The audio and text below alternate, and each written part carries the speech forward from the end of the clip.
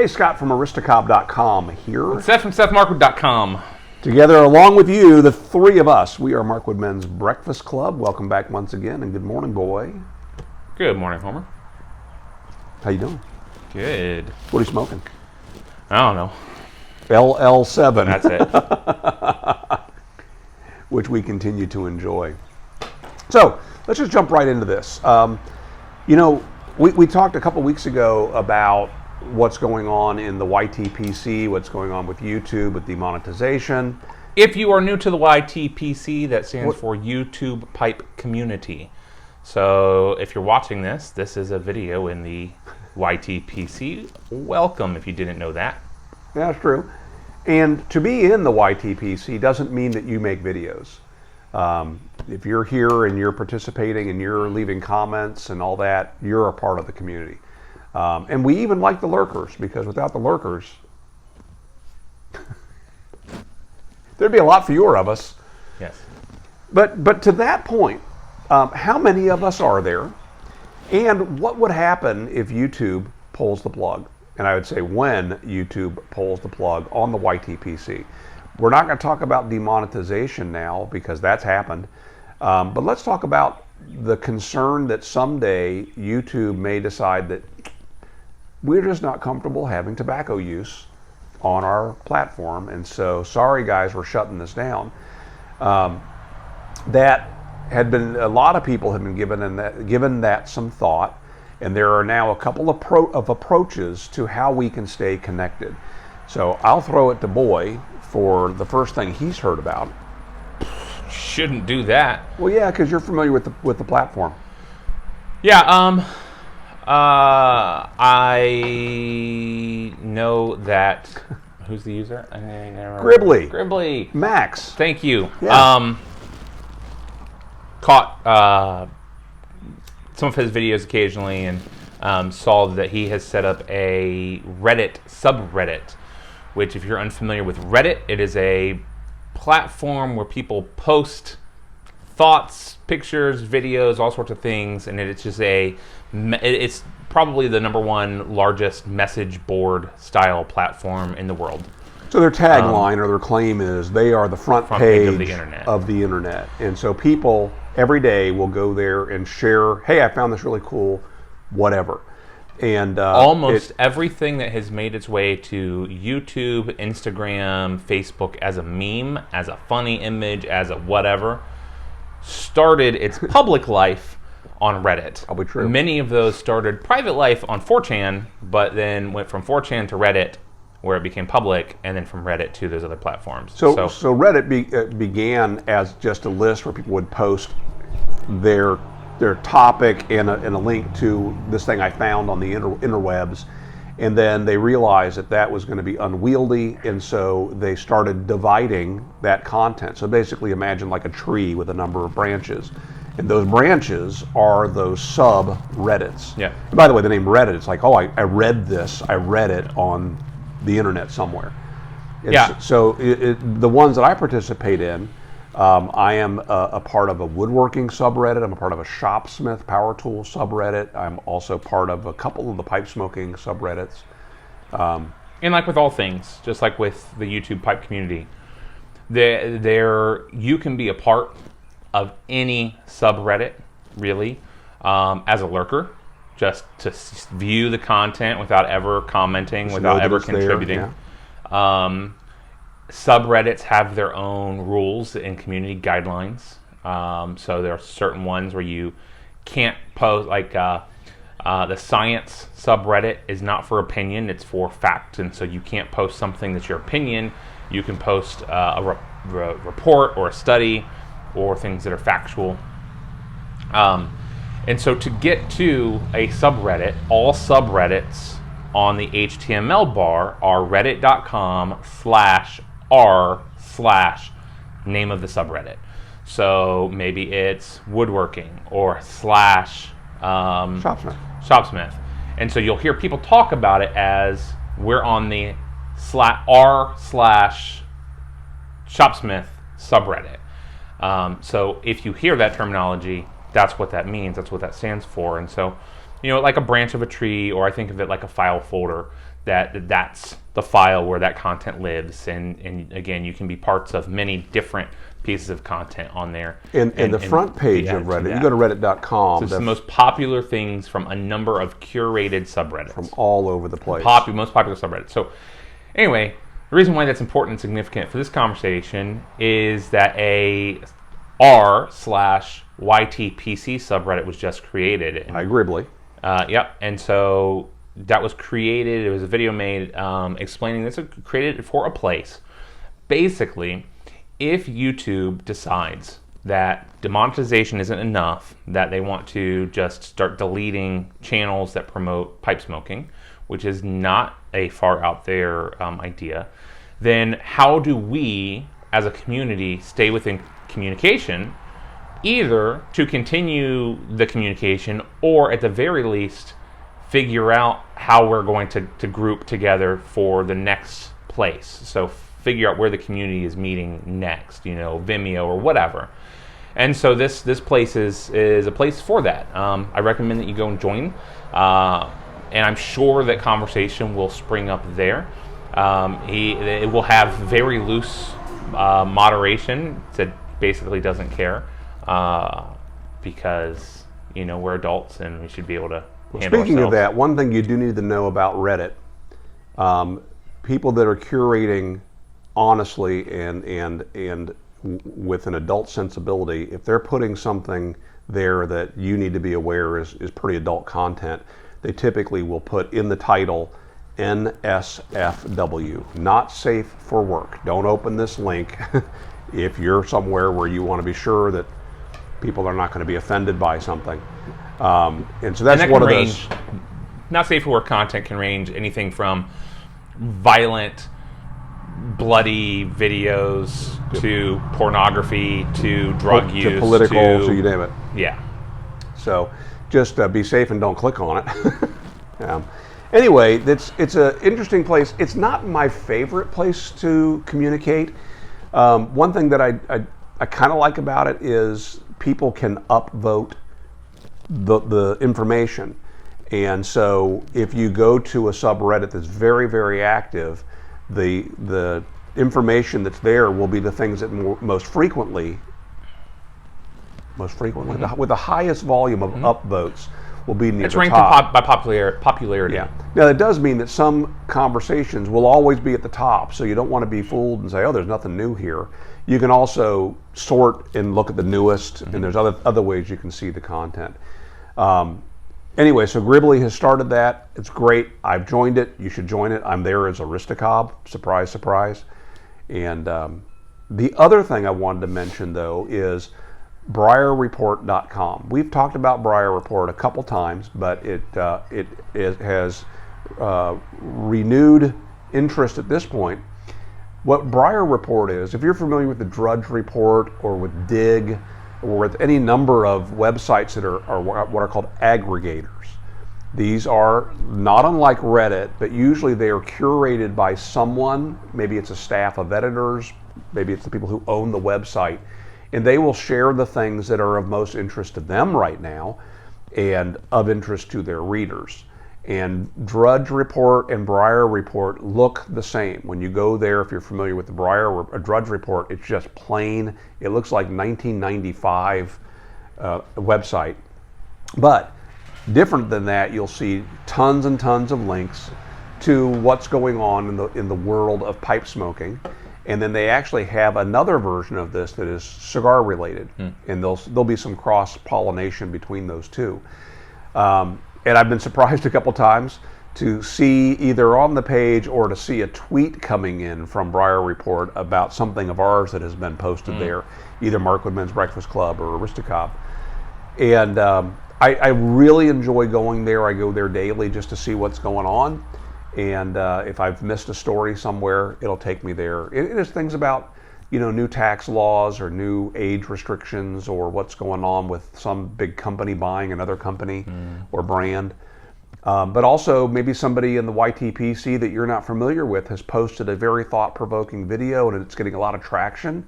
The guys over there at Briar Report will put a link to it. And then the bottom half of that page is links, common links to places that you and I would be interested in. It's to e-tailers, retailers, blog posts, and there is a link to the most popular YouTube type presenters that you can think of, and those are all alphabetical. But at the bottom of that list, which is probably, I don't know, not 100 names, there's a link to the unofficial YTPC directory, and they have been maintaining that as well. And there are hundreds of links to channels. And if you have a channel that you'd like to have listed, they're happy to post it. Just send them a link to it. On that front page, bottom right, there is a way to contact the editors, and you can just type in, hey, would you mind adding me to the unofficial list? I don't know what qualifications they have for being on their main page. I don't know if it's subscribers or volume of video or whatever, but for sure you want to be listed there. But what they've announced is they're about to be making some big changes. They've announced this on Twitter, they've announced it on their page, that you're going to want to be aware of, and therefore they have started a mailing list.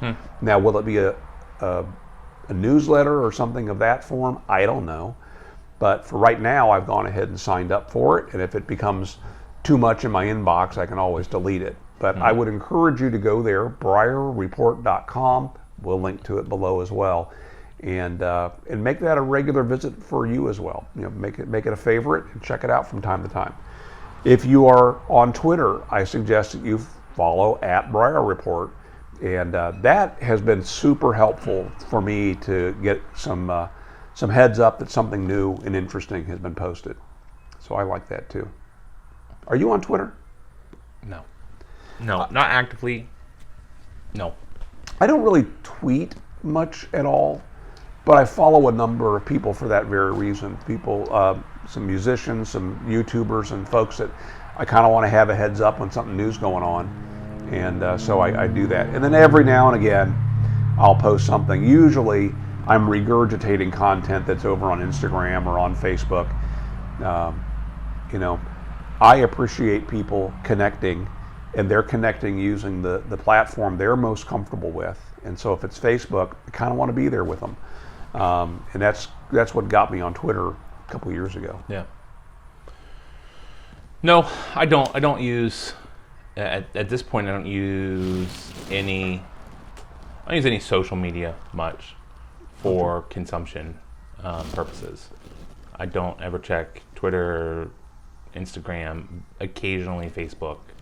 But if I'm going to any of those sites, it's to post something, which almost never happens. So, YouTube is, among the social platforms, YouTube's my home, because in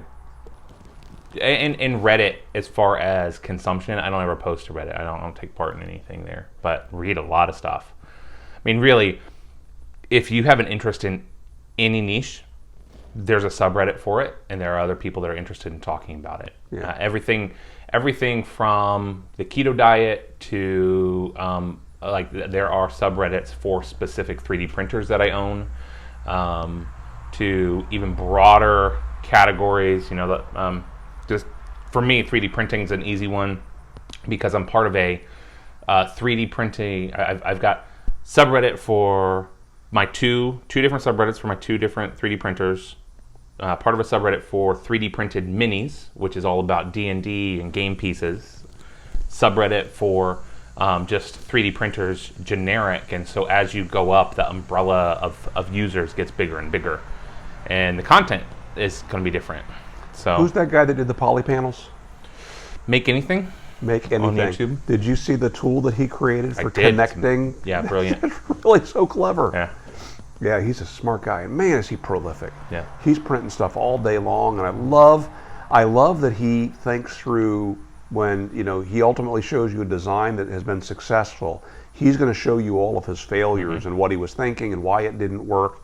And I love that. I love that that he shares that whole process. Yeah, he's has become one of my favorite creators on the 3D printing side of things because of that. Because not only does he show the process, but he really is working on and thinking through the process and is creating new things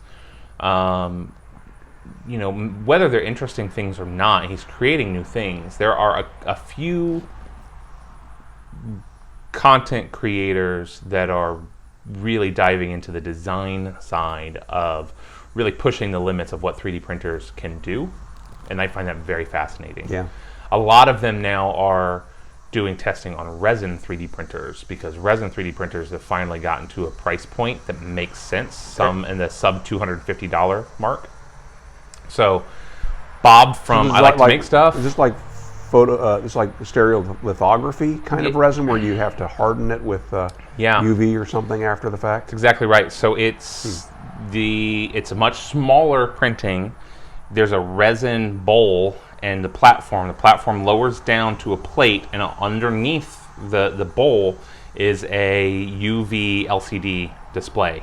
And so it, layer by layer, will shine the light and the shape for that layer, and the platform slowly rises. So it takes 3 to 4 times longer than the normal 3D printing method, FTL. It's reversed, so it's pulling layers up because it's coming out of the resin. And then even once it comes out, the resin is still soft, and so it needs to be hardened under UV. You can take it outside or create a UV box. Very small, but the fine detail is just incredible, and the quality is incredible. And what's really cool, one of the channels I watched, the 3D Printing Nerd, was using 3D printing. So he went to a shop, he went to another channel. Basically, they're using 3D printing to then do silicone casting to cast parts in aluminum, I think, for a project that Adam Savage is working on. He's involved something like 100 different YouTube creators, and they're remaking the Apollo 11 capsule. Oh, wow. And so this creator, his piece was just a latch. And so he 3D printed a latch and so I am fascinated to see this project come together. I know. So cool. I know a guy, used to work with him at Shopsmith, and he left. He was the editor of a magazine called Hands On Magazine that was published by Shopsmith before there was such a publication as Fine Woodworking, Wood Magazine, all the magazines today that are woodworking related. None of those existed, and Shopsmith created Hands On Magazine. And Nick Engler is his name. And Nick left and started his own publishing company and published a whole bunch of books, bunch of woodworking books. And I would say it was probably in the mid-90s, Nick started getting very passionate about the Wright brothers, because the Wright brothers' 100-year anniversary of flight was slated to come up in 2003, I believe it was. And he and a team built the Wright B Flyer. Now, the Wright B Flyer wasn't the first one. This was one of the ones that they were able to sit upright and have a passenger with them. Right. But they built this thing from the original drawings. He started a company. He relaunched, I forget what it was called, but I think it was like the Wright Brothers Cycle Company. And he trademarked that and so on, and shared everything online. And like I say, all the plans, but just kind of like what you're saying, by involving a bunch of people, they made a replica that you could exchange parts at the Smithsonian if you wanted to. Yeah. And they flew that thing. It may even still be flying in Centerville, Ohio. I know it had an accident, but anyway, they flew that all over Dayton.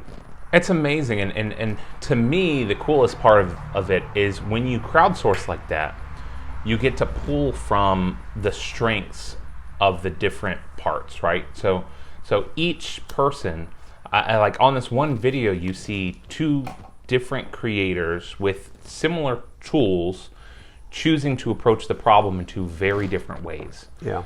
And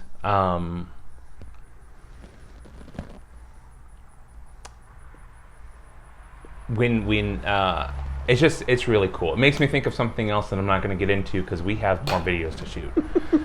So, thank you for this diversion. It was fun. It was.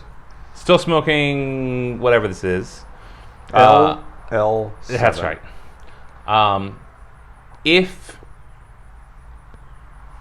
Whether something happens to the YouTube pipe community on YouTube or not, we recommend that you check out these other resources to get even more deeply involved. That way you can continue the conversation on some other platforms where it might be easier. It's always hard to have a true conversation and comments on YouTube because it's not back and forth. Well, and even if you're not actually in the conversation, you're one of the lurkers, a consumer. Right. Again, where would we be without all the folks, all the eyeballs that are watching? You're going to want to know where we wind up, and if it's Vimeo or some other platform, we'd want you there too. So that's right. So check those out. Check out those resources. Thank you, guys. This is it for this week. We will see you next week. Make it a great week. See ya.